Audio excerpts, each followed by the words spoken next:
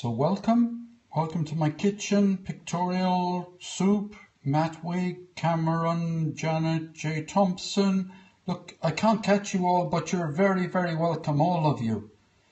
And thank you, Pictorial Soup. Zita Snell, welcome. Miss Quick, hello, welcome. Kilroy 155, welcome. Some of you I know, some of you I recognize. More of you are new to me. Mad Zubi is lovely again. This is a very short reading. Do I know the Wounded Gusset? I do not know the Wounded Gusset. Oh, great. Well, thanks for coming back again then, Pictorial Soup. Looking forward to another poem. This is a real short one, right? Guys, I promised you I'd offer you a drink of red wine as well. Just to do it.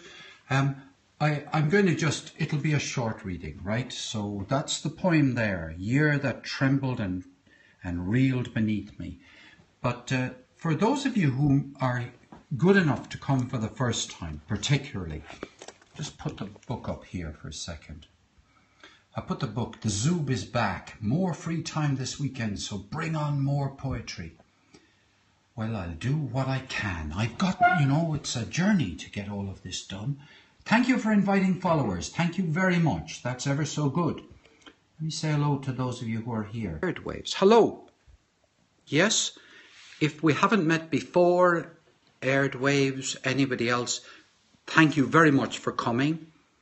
To just give you a tiny bit of quick stuff.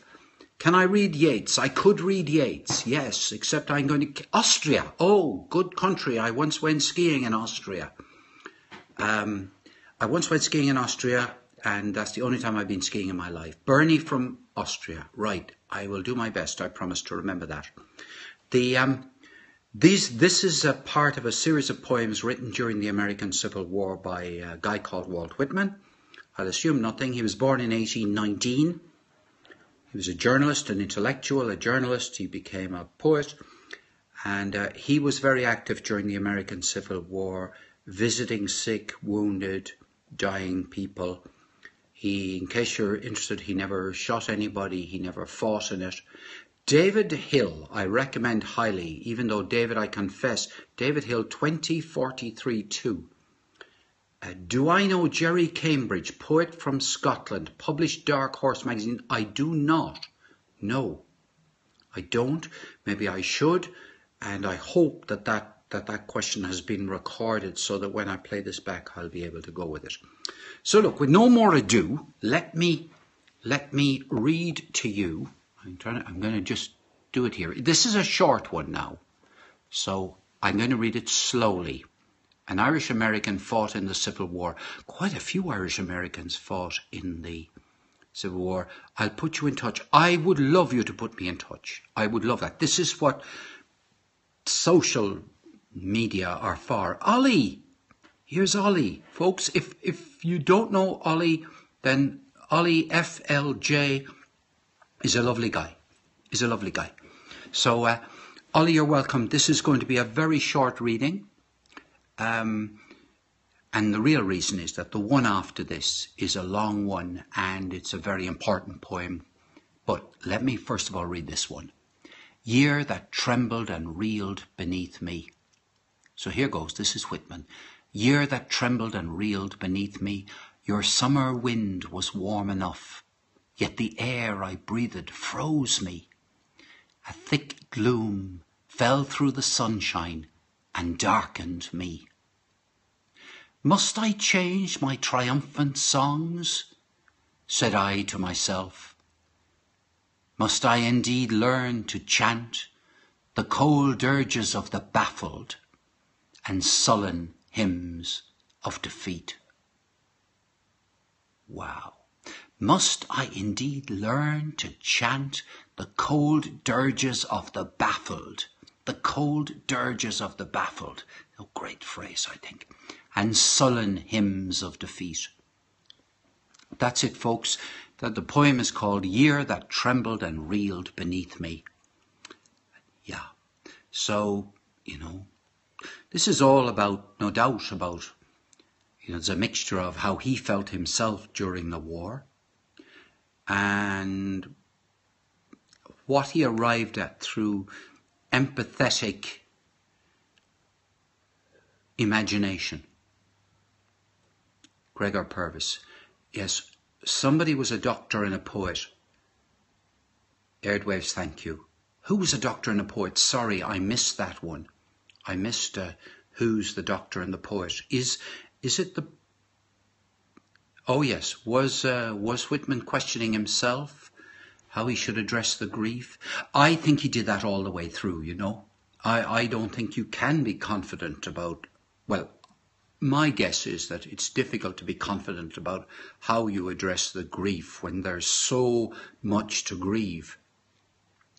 Disillusionment can be a start to more enlightenment. Yeah, that's a lovely... Whitmer.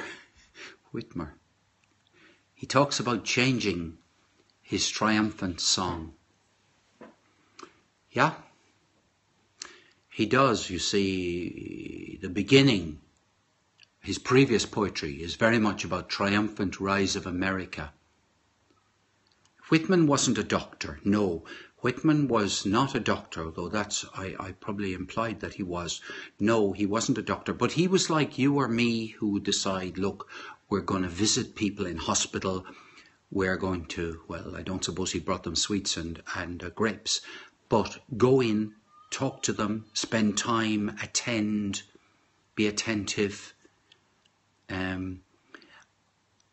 He was a very sensitive man. I mean, I don't mean that in a, he was a big man with, a very big man and, with a very wide view of the world, a very huge perspective. But he went and tended to individuals, spent time with them. Every account I've read of how it was has kind of paid tribute to Whitman. He must have suffered, absolutely.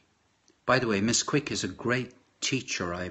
She's the little evidence I have, which is from her Periscope, is that she's a very fine teacher of English to people in France, by the way. Ever heard when Larry was stretched? Don't think so. Well, okay, Miss Quick. By the way, there's another person who is over there in Japan, and Moonsinger 13 is with us, right? Now, look, I tell you, it's Moonsinger 13 is an actress. She performs Shakespearean sonnets, and you should definitely find her. She's got a YouTube channel, and I highly recommend. She doesn't do what I do. I mean, I read stuff. She actually performs it, which I couldn't do.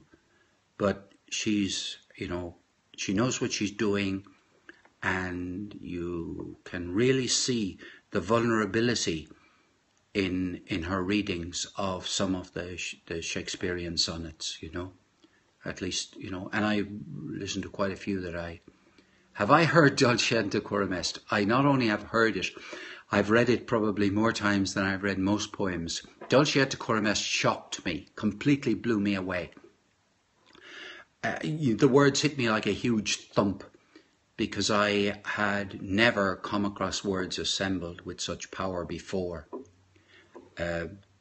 I would go so far as to say it was 1994. Dulciete Coram Est, absolutely. So, and you could have, it would be a very good kind of I mean, I don't mean to be academic about it, but be a very good question to compare and contrast the war poems of Walt Whitman and the war poems of Wilfred Owen. Now, David Hill, you must all pay attention to David Hill. I've said this about 20 times today. He is going to do something about putting music and poetry together. And he certainly knows his Irish traditional music. Definitely knows his Irish traditional music. And especially the kind of Irish traditional music that has to do with journeys and battles, rather than, at the crossroads dancing. but more to do with like the march from Donegal to Kinsale or the Battle of Aughrim and other things like that, which I don't want to pass myself off as a terribly knowledgeable about these things, but you kind of grow up in Ireland and you pick up bits, and then somebody reminds you of another bit and you remember what you've forgotten. Manuscripts. Ah, right.